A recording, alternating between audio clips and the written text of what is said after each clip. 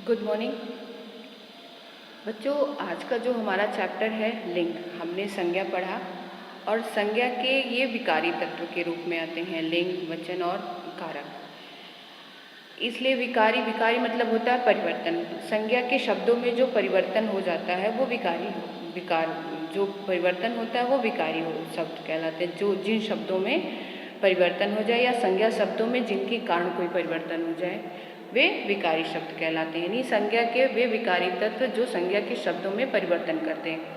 उनमें है, पहला शब्द है लिंग, फिर वचन, उसके बाद कारक। तो आज हम लोग लिंग के बारे में पढ़ेंगे। लिंग वो होते हैं जिन शब्दों से हमें स्त्री या पुरुष जाति का पता चलता है वे लिंग कहलाते हैं। जैसे जिन शब्दों से हमें ये पता चले कि स्त्री जाति है या पुरुष जाति है तो वो लिंग कहलाते हैं।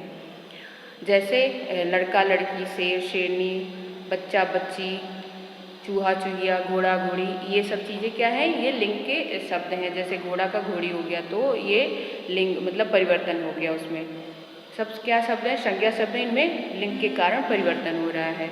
तो लिंग क्या है, जिन शब्दों से स्त्री जाति या पुरुष जाति का पता चलता है वे शब्द लिंग कहलाते हैं।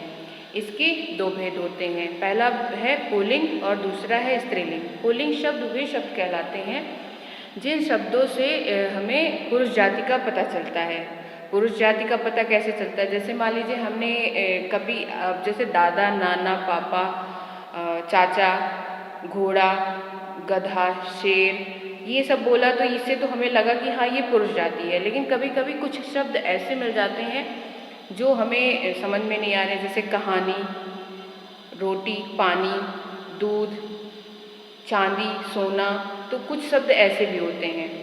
तो पहले हम लोग ये जान लें कि पुल्लिंग क्या है और स्त्रीलिंग क्या है। तो पुल्लिंग क्या है, जिन शब्दों से हमें पुरुष जाति का पता चलता है वे पुल्लिंग शब्द कहलाते हैं।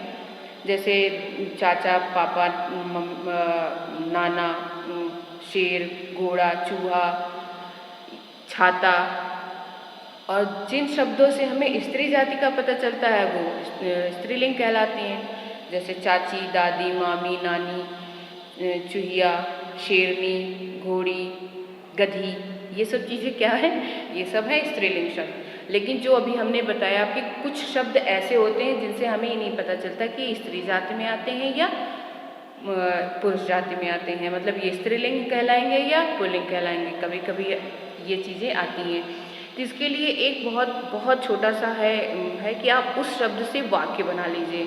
उस शब्द को लेते हुए एक वाक्य बना लीजिए जिसे, क्योंकि वाक्य से हम लोग पकड़ लेते हैं कि स्त्री जाति का है या पुरुष जाति का है। अब मान लीजिए जैसे हो गया है कि पापा, तो पापा आ रहे हैं, मम्मी आ रही हैं। इससे हम लोग ये समझ रहे हैं कि ये पापा आ रहे हैं मतलब पुरुष जात और मम्मी आ रही है मतलब स्त्री जात। घोड़ा दौड़ रहा है, पुरुष जात, घोड़ी दौड़ रही है स्त्री जात। उसी तरह हम इन शब्दों जैसे कहानी है, रोटी है, पानी है, पराठा है, खीर है, सोना है, चांदी है, मंगल है, बुध है, इन शब्दों से भी हम वाक्य बना लेते हैं। जैसे रोटी जल गई, कहते हो ना रोटी जल गई, रोटी बन गई।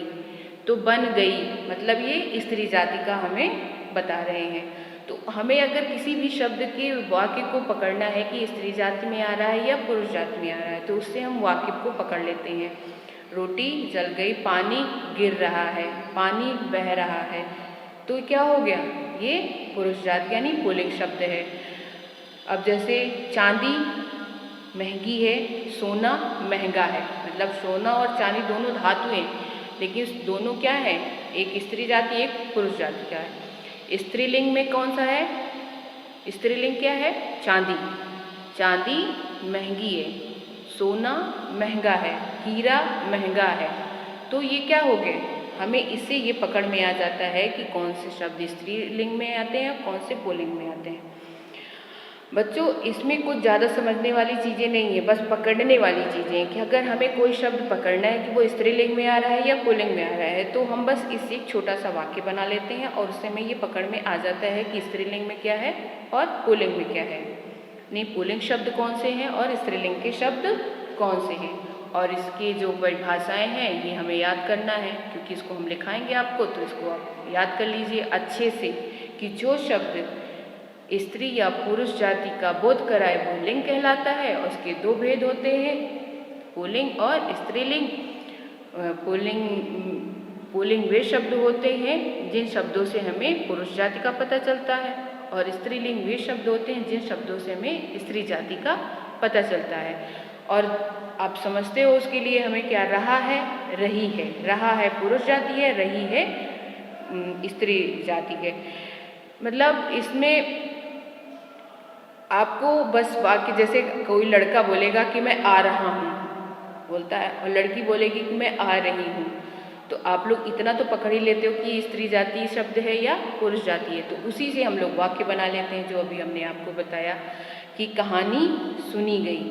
मतलब कहानी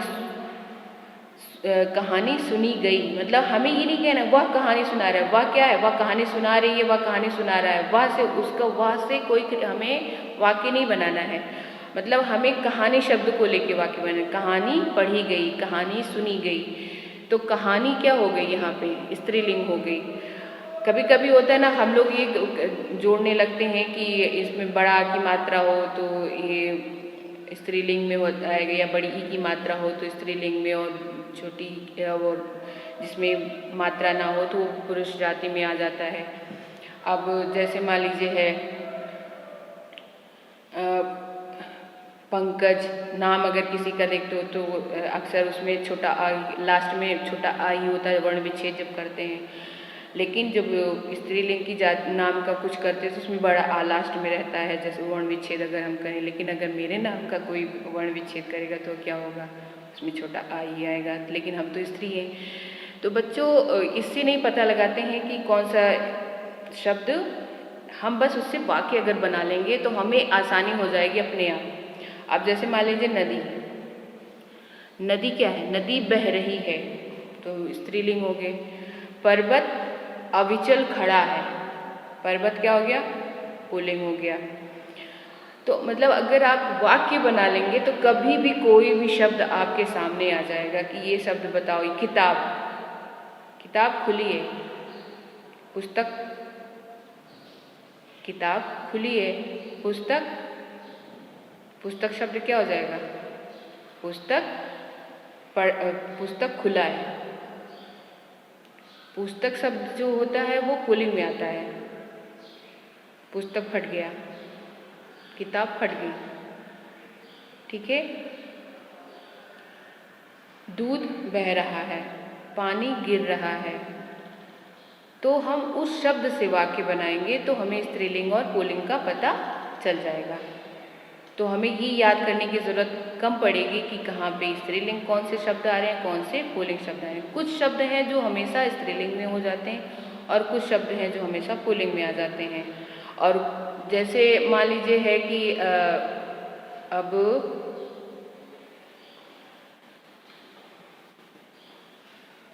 आपसे अगर पूछा जाए तोता, तोता क्या है, वो स्त्रीलिंग है या पुल्लिंग है? तोता उड़ रहा है, आप कहोगे पुल्लिंग, तो इसका स्त्रीलिंग नहीं बनता है। तोता का स्त्रीलिंग बनाने के लिए हमें क्या बनाना पड़ेगा, नर तोता या मादा तोता कह देंगे, ठीक है। तो कुछ शब्द जो होते हैं उनको हम, अब कुछ जैसे कुछ शब्द स्त्रीलिंग में आ जाते हैं, जैसे तितली, तितली उड़ रही है, वो स्त्रीलिंग है। लेकिन अगर इसकी स्त्रीलिंग और पुल्लिंग बनाएंगे तो नर तितली और मादा तितली। कोयल, नर कोयल, मादा कोयल, कोयल स्त्रीलिंग है, नर कोयल, मादा कोयल। कौवा, नर कौवा, मादा कौवा, कौवा क्या है, पुल्लिंग है। तो इन चीज़ों को भी ध्यान देना है हमें, ठीक है।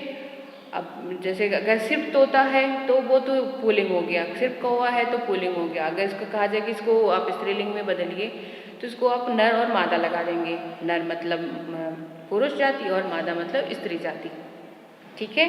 तो उम्मीद है कि आपको ये लिंग चैप्टर समझ में आ गया होगा।